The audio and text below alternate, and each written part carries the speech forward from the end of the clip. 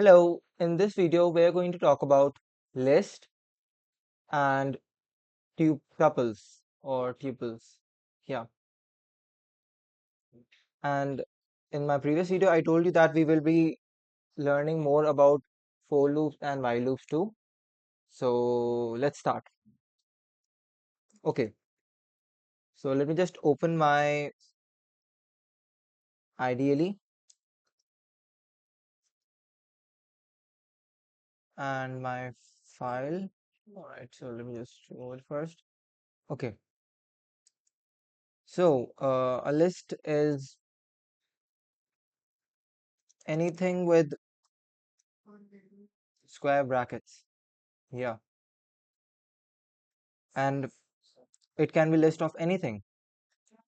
Um, let's say it's a list of fruits, banana, pineapple, apple, orange. Um,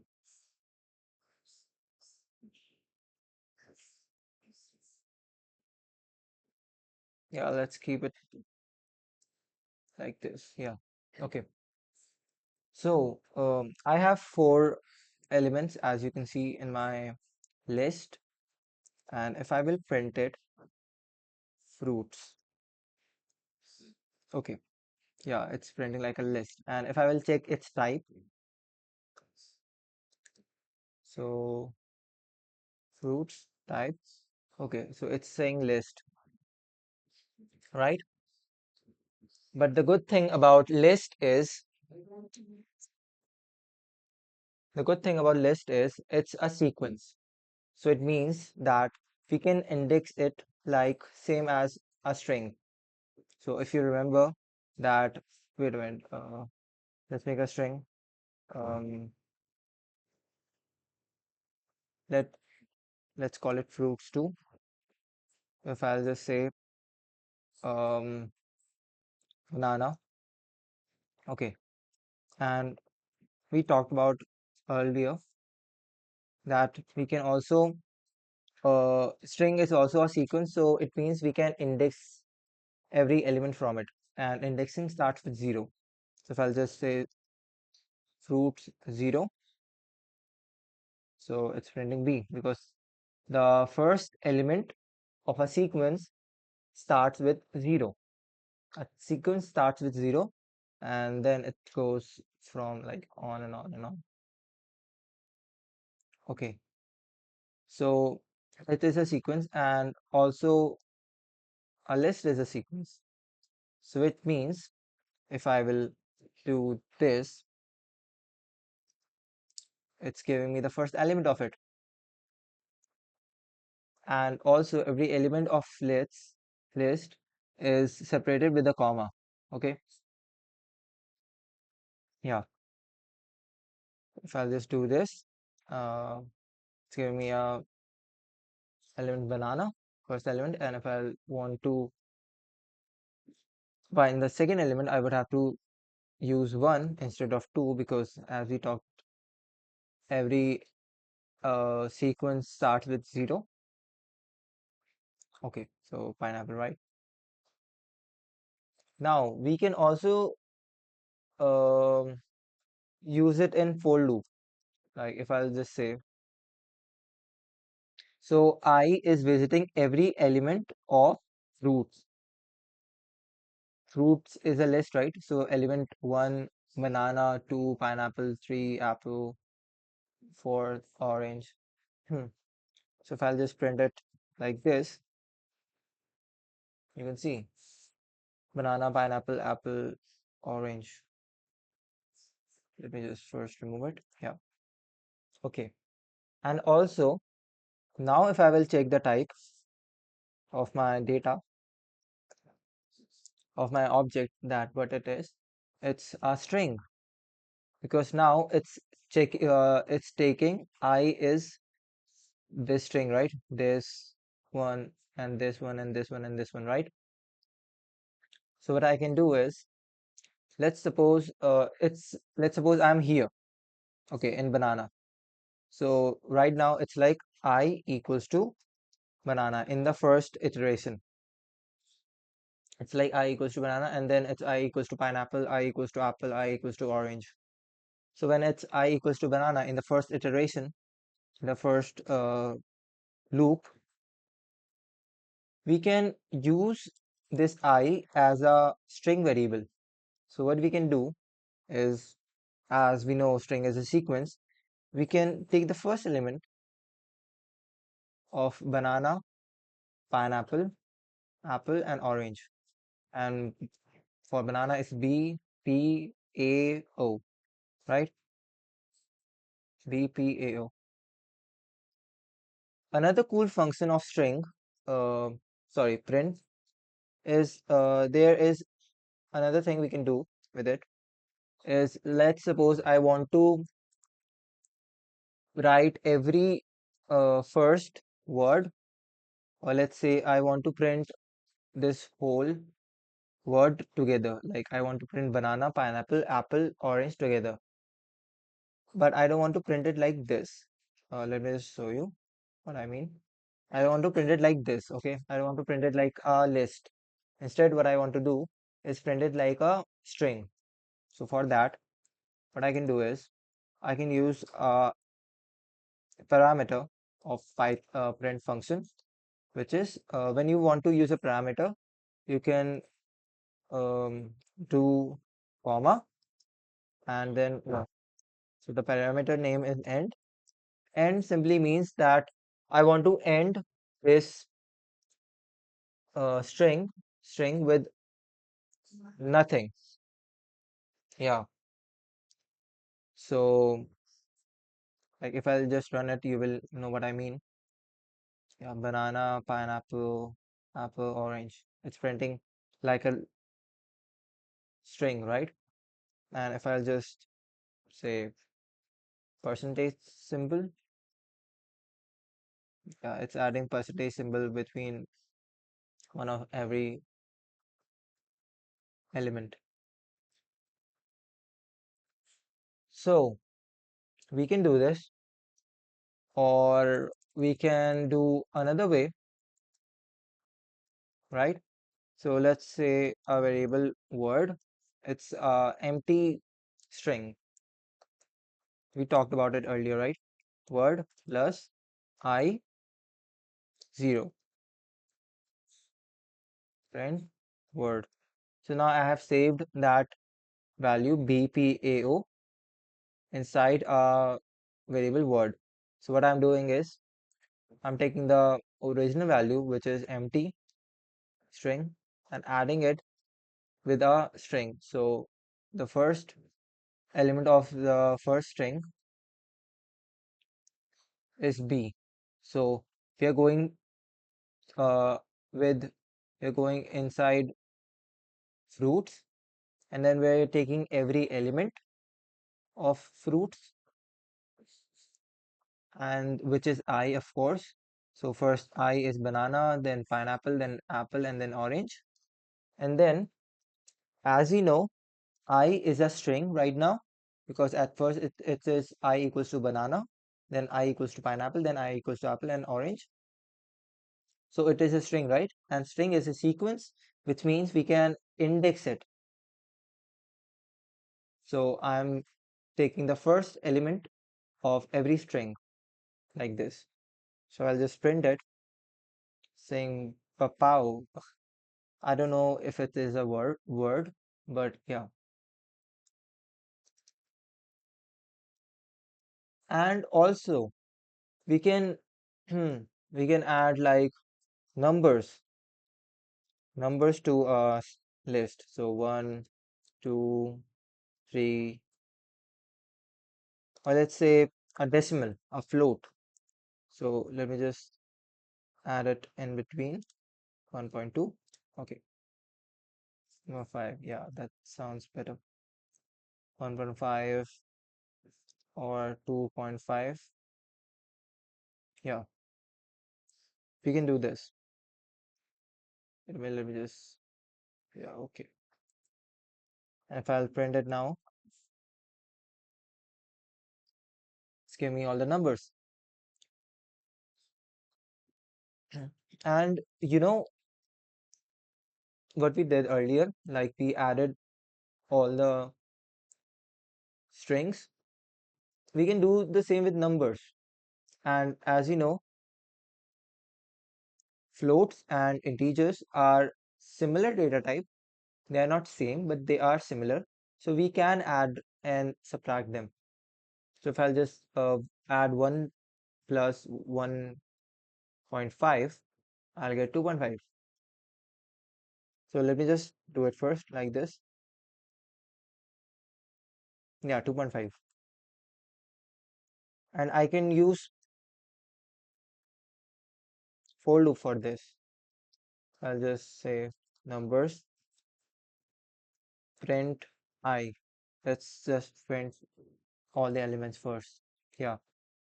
And again, um, I cannot check the take the first element because it's not a sequence, right? It's just a number, integers and floats. So I cannot find the sequence of it because it's not a sequence.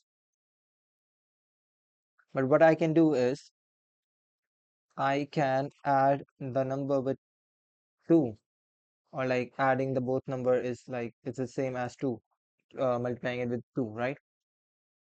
Yeah, so 2, 3, 4, 5, 6. 2, 3, 4, 5, 6. Yeah. And since we know it is integer or float, I can multiply it with 2 too. Yeah. And let's suppose now I want to find the sum of all of it, of all the elements of the list numbers. So what I can do is create a variable count, or let's suppose, let's name it sum. Well, you can notice, right, that sum is being pink color because it is a keyword, and we cannot use keyword as a function or a variable. Sum of all. Okay. So sum of all, let's say the sum is 0, and then we will just add the I with it. And now if I will just print the sum, sorry, sum isn't a variable, sum of all is a variable. You can see it right here too, like it's saying name sum, like variable sum is not defined. Like we haven't created a variable name sum, and they are thinking that we meant a keyword. I talked about the keyword now, sum with small s. Actually, Python is a case sensitive language too, which means every like capital letter and smaller letter are different. Like this sum is different and this sum is different because Python is a case sensitive language. Okay, sum of all. Yeah, it's saying 10. So if we will do it like this, 1.2, 1.5, 2.5, 2.5 plus 2, let's say 2.5 plus 2.5, 5, and then 2, 3, 5, 5, 5, 10. Yeah. But if you see right here, it's saying 10.0 because we also added floats with it, right? So if we add floats, the number would be in floating points. Yeah. But if I will just do this and say 2, okay, it's saying 10 in integer. Yeah, so you have to be careful about it. And also the best thing about list is list is mutable data type, which means I can change any element's value to something else.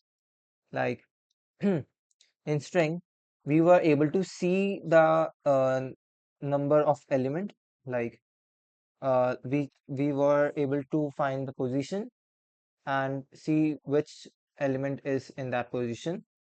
But in list, we can also change the value of that position of the element.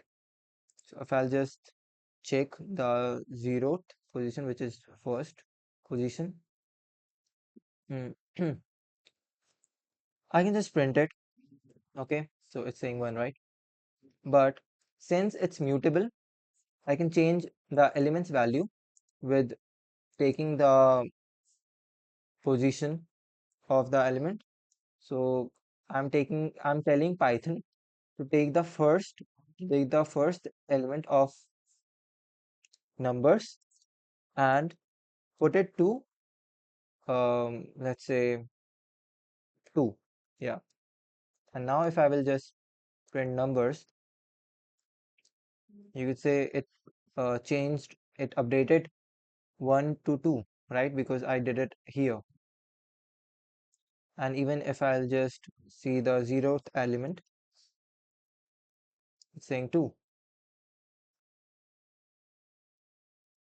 And let's suppose I have another list. Let's say I have a list of groceries. Okay, wait a minute, let me just read it all. I have a list of fruits. Let's talk about this first. Banana again, orange, apple, strawberry. Okay, and I have another list of vegetables. Okay, so spinach, cucumber, onion, potato. Okay, and now I have another list named groceries. So in Python, in list, we can also make a list an element of another list.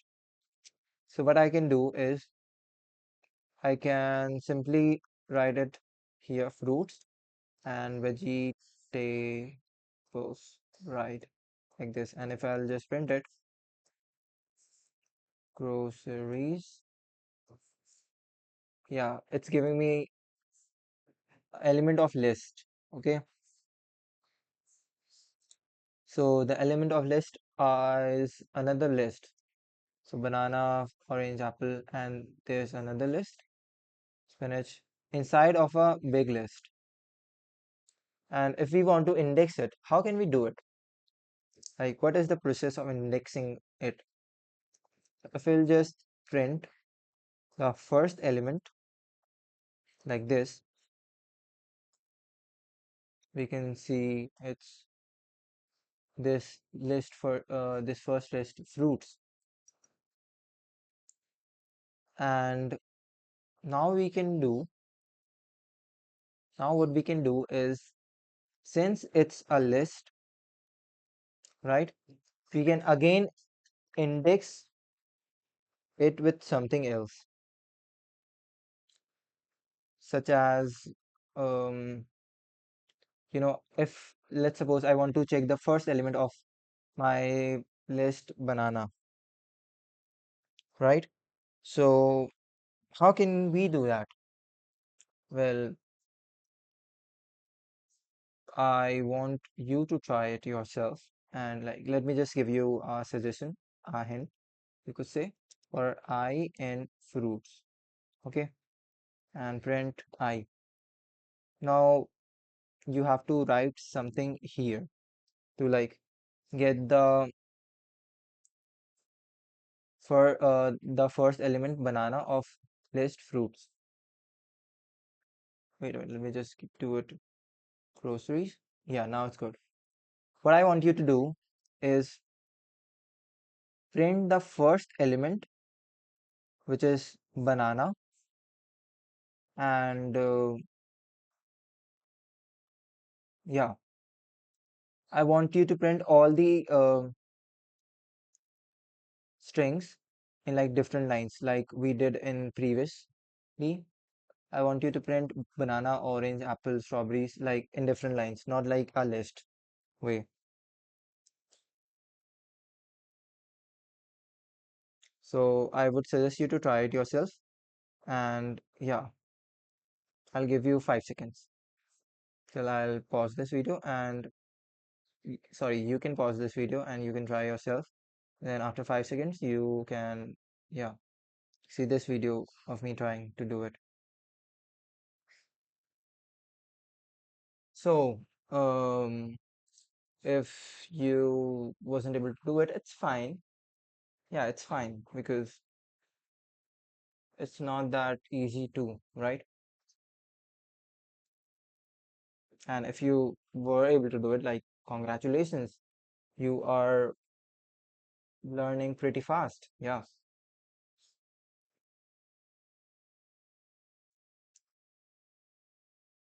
So as you can see, I have printed banana and spinach. But what if I want to print every element, right? What can I do for it? Like, what if I want to print banana, orange, apple, strawberry, spinach, cucumber, onion, potato? Every sub element of my big list groceries. So for that, I can use something known as nested for loop, nested loops. So what I can do is this is a list, right? So it will check fruits and then it will visit vegetables, right? I.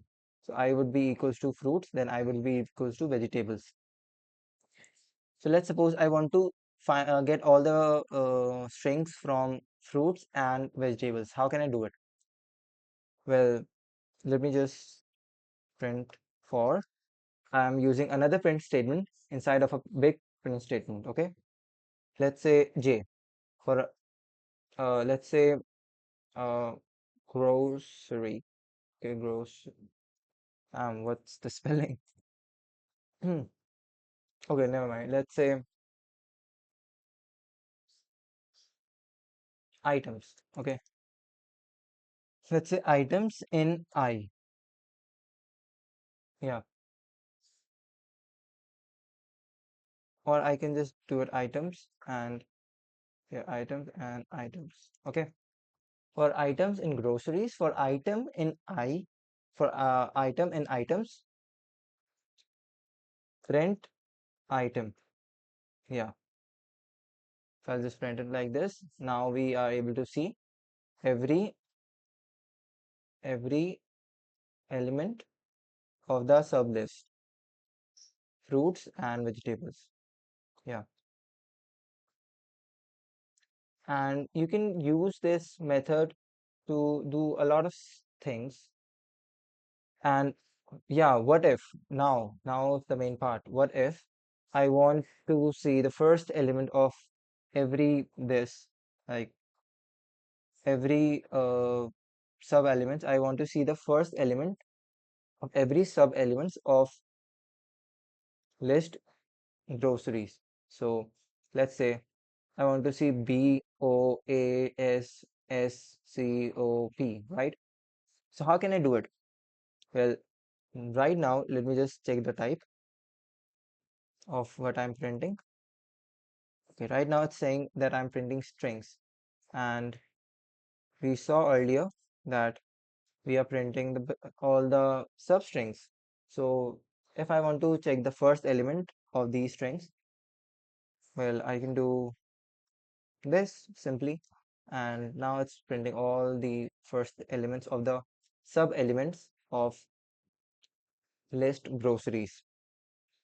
And if I'll try to do it now too, if I like make a word out of it, I can do this item 0, right? Yeah, sorry, I forgot to print. So print word. Yeah. So it's saying Bose scope. Well, I'm not sure if it's a word too, but like, yeah, you can do it like this. And let's suppose I want to reverse this string. Well, how can I do it? If I want to, let's suppose I want to reverse the string, how can I do it? Like this string, what I received, I want to reverse it. Like if it will, it might be a little complicated for you, but yeah, let's try doing it. For I in word, okay, so we will get from left to right, but we what we want to get is from right to left. Okay, so let's first check the let's first count the number of items, number of characters in my string word. Okay, so 1, 2, 3, 4, 5, 6, 7, 8. So I assume there are, let me just count again, 1, 2, 3, 4, 5, 6, 7, 8. So yeah, there are 8 elements inside my string. So in total, there are, if I start from 0, there are 7 elements, right? So what I want to do is use for I in range 7 to, I have to go till 0, right? But I cannot use 0 because I will use 0. This won't be included. So for that, I have to use -1. And for the steps, like if I want to go from left to right or right to left, and like how much steps, it's usually in default, it's from left to right, but I'm going from right to left. So yeah, I have to do -1. And if I'll just print I, let's see first, it's printing 7, 6, 5, 4, 3, 2, 1, 0, right? And now I can just do this. Wait a minute. So in the first iteration, type, it will type, so what was the last word again? Let me just check first. Okay, so let's see, let me just type it whole. So it's Poasscop, right? So it's starting from P and then it went to B. And now if I'll just create another variable, let's say new word, and do this with it, and if I'll just add it with the new word, again I forgot to print. Yeah, let me just print it. Print new word. Okay. So yeah, you can see we actually reversed it. So if I'll explain to you like what we did in this whole program, we first created a list fruits, and then we created a list vegetables, and then we used these lists as elements of a bigger list groceries. Okay. And what we did next is we created another variable named word, and then we traverse, yeah, then we visited every element of groceries with the name items. So first, in the first iteration, items was equals to fruits, and in the second iteration, items was equals to vegetables. Okay. So and then, um, in those iterations, I took the list fruits and vegetables, okay, and then I visited every element of fruits and vegetables with the name item. So item equals to banana, orange, apple, strawberry. Then in the second iteration, when items was equals to vegetables, it went from spinach, cucumber, onion, potato. And then I added the first element of each sub element, like for banana B, orange O, apple A, strawberry S, spinach S, cucumber C, onion O, potato P, right? And then I added all it with a variable word. And if I'll just print it now, it's saying, yeah, this word. And then I tried to reverse it by making another variable named new word and then using for loop to reverse it. Okay. And I used range function and I started with 7 because I wanted to reverse it. So I wanted to visit the last element of the variable word and then the first element of the variable word. So I went from right to left. If we will imagine a number line, we are going from right to left. And with default, the number line, like the steps goes from left to right. Like let's see, we are walking from left to right, okay? In the number line, we are walking from left to right. But in this case, we have to move right to left. So I specifically told Python to go from right to left by saying -1 with the steps. Yeah. And then I added, let me just print word. Wait a minute, let me just print I for you. No, I cannot add I like this because as we know, I is a integer. If I'll print it like, wait a minute, I is an integer. So yeah, it's going from 7 to 0 because last element isn't included. That's why I had to say -1. So if I'll just type word I, so first in the first iteration, it will go from 7. So 7 was, let me check again. So 7 was P, right? So P, and the 0th was B. So B. And now if I want to make a word out of it, I can just add it with my new indexing. Yeah. So first it will be 7. Oh, let me just write it in a simpler way. New word plus word I. Okay. So the first in the first iteration, new word is nothing, right? So it just added I with it, word to the index I. So word to the index I was, let me just say, so first it visited P. So P, it added P and then O, then C because it started from 7, right? So added first 7. So word 7th position what was P, and then 6th was O because we start from 0, right? In the indexing we start from 0. So 0, 1, 2, 3, 4, 5, 6, 7. So we are going from 7 to 0. So it just reversed the string. Yeah.